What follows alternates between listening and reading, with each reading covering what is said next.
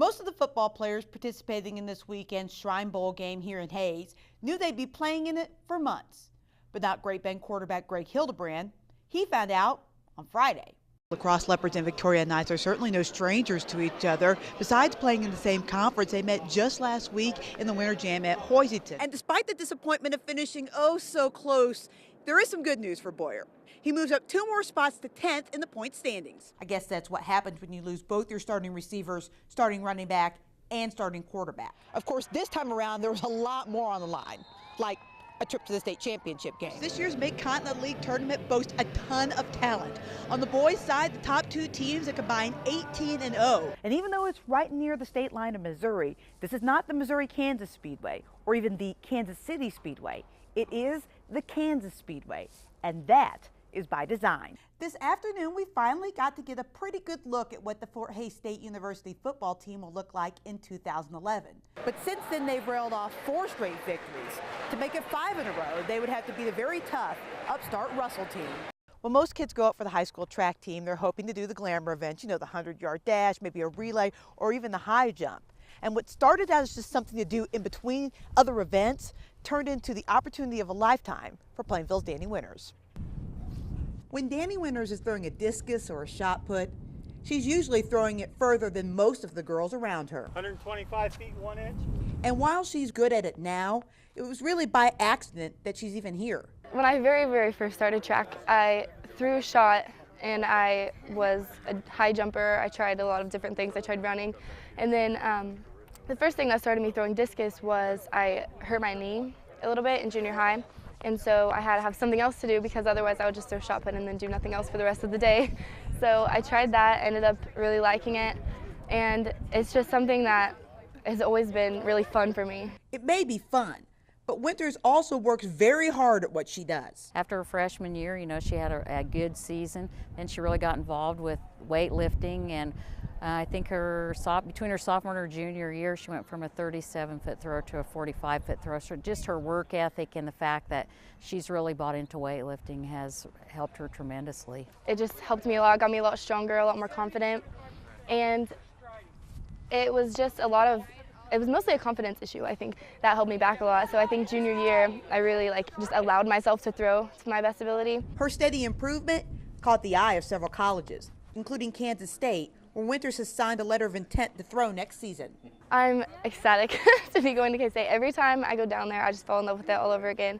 And I'm so comfortable there, and I just really feel like I'm supposed to be there. It's always been her goal to be a Division I thrower, and yeah, it's made me very proud. I think it's made the community very proud. When Winters heads off to K-State in the fall, she's hoping to eventually add the hammer throw to the discus and the shot put. In Plainville, Heather Williams, KWCH 12 Eyewitness Sports. They're still swinging the same clubs, hitting the same ball, and a good score is still measured under par. But in Sand Greens golf, they're definitely not playing Augusta National. Most sand greens are not irrigated, so you're golfing on buffalo grass or whatever native grass is available. And when you get on a grass green, of course, everything's nice and plush. We don't really have sprinkler systems or anything like that. And, you know, the lack of rain and precipitation in this area as a whole really makes for some hard surfaces. And so, you know, you get some of those low liners, those screamers, and you can really watch that ball roll. Playing on this more natural terrain also presents its challenges. Going all natural means the fairways aren't always that fair. We play what's called winter rules, and what that means is as long as you're in the fairway, you can play the ball up. Using the head of your club, you can kind of prop that ball up nicely. That way, you know, you're not in a divot or you're not, you know, fighting some strange lie. And if all this doesn't seem strange enough, the real difference in this game comes when you actually make the greens, or in this case, the sand. Usually you find the athlete who hit one furthest away. So they're laying on the green, but theirs is furthest out.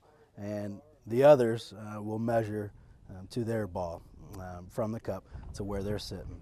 That way you can rake and smooth out one line, and usually, you know, all 3 or 4 golfers will hit and putt from that same path. A twist that may seem a little different to those used to a more traditional style of golf. Yet to many of these kids, it's just the way golf is played. you have kids that are native to this area, and this is all they know. They've never experienced a grass green. Where we live, it's not much of a surprise. We're out in the middle of nowhere, so we don't get much for grass greens. The concept of sand greens golf dates back to the early 1900s, but now in Kansas, just 14 schools still play. Back when they started this, I think there were 80 schools that were sand greens and very few grass greens. Well, eventually the greens, people went to grass greens and schools have been dropping out. But the game, you know, really is fairly similar, aside from when you actually get to the green. Emma Kraken, Heather Williams, KWCH 12, Eyewitness Sports. From Eyewitness Sports, this is your Catch It Kansas 2-minute drill. Welcome into your 2-minute drill. I'm Heather Williams. It's going to be a big couple of days up in Plainville as the rodeo comes to town. A weekend full of events got underway tonight with the mutton busting competition, always a fan favorite. On the agenda for tomorrow, events including bareback, roping, barrel racing, and of course bull riding. The rodeo is sponsored by the Plainville Saddle Club, an organization that's been around since 1949. The Larks opening up a weekend homestand against defending Jayhawk League champions Hayesville tonight. Hayes looking to get its second home win in as many games and push their record up to 2 games above 500. Larks jumped out to an early lead with 2 in the first, 1 more in the third. And here's a little memo for the base runners in the Jayhawk League. I wouldn't run on Sloan Sulia if I were you. Shelby Anderson learned that the hard way. Hayes would add to their lead in the fourth when John Ryan would crush the ball off the scoreboard. That puts the home team up 4-0. The Heat would get on the board in the fifth on this sacrifice fly to right off the bat of Gabriel Thibodeau, but the Larks would settle in after that. Check out the nice defensive play by Kirk Joasko, who snags this liner off the bat of Walter Davidson and then tosses it over to first for the out.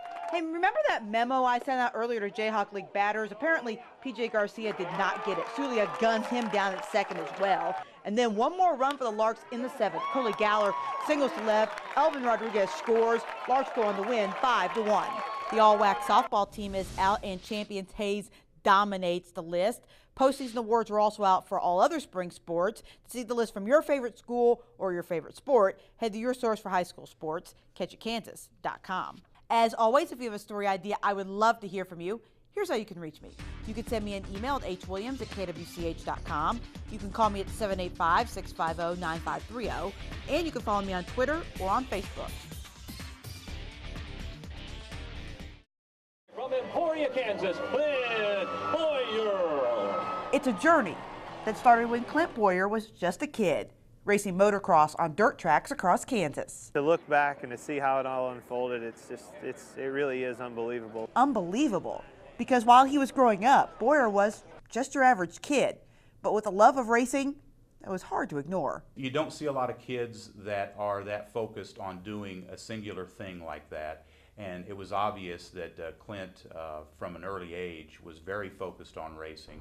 Besides that, his teachers here at Emporia High School say Boyer was just another face in the crowd. He's just like every other freshman out here, you know, kind of green and just kind of feeling his way around Emporia High School at that time. He wasn't involved in a lot of activities in high school, but he was heavily involved in racing at that time. So you knew he was really focused on wanting that to be his career. And as Boyer made the transition from 2 wheels to 4, his competitors say it also became obvious he was pretty talented. Clint was above and beyond. He could come from the back of the pack and do things with cars that none of us could.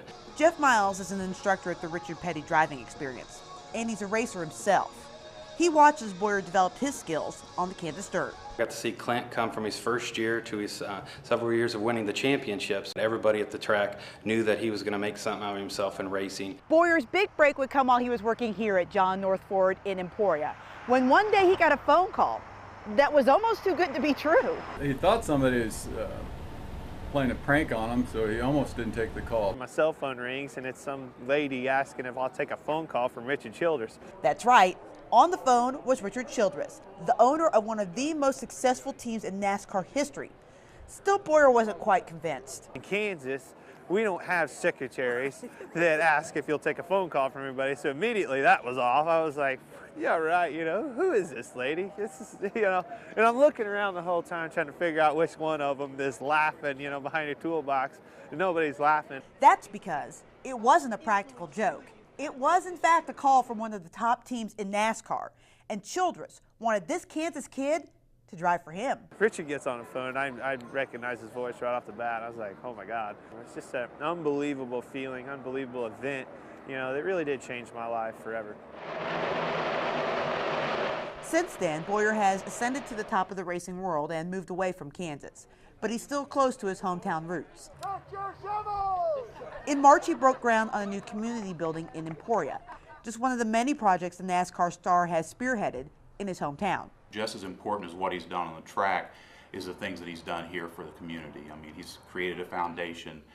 He has provided support and funds for a variety of different worthy projects and activities. I'm very proud of where I came from, and you know, I always wanted to be able to give back and to be able to do things, and that's a neat thing about being, you know, in a sport that's as big as NASCAR is you know, you're paid well, you know, and you're able to give back and do those fun things. And it all started with a kid just playing in the Kansas dirt. In Emporia, Heather Williams, KWCH 12 Eyewitness News.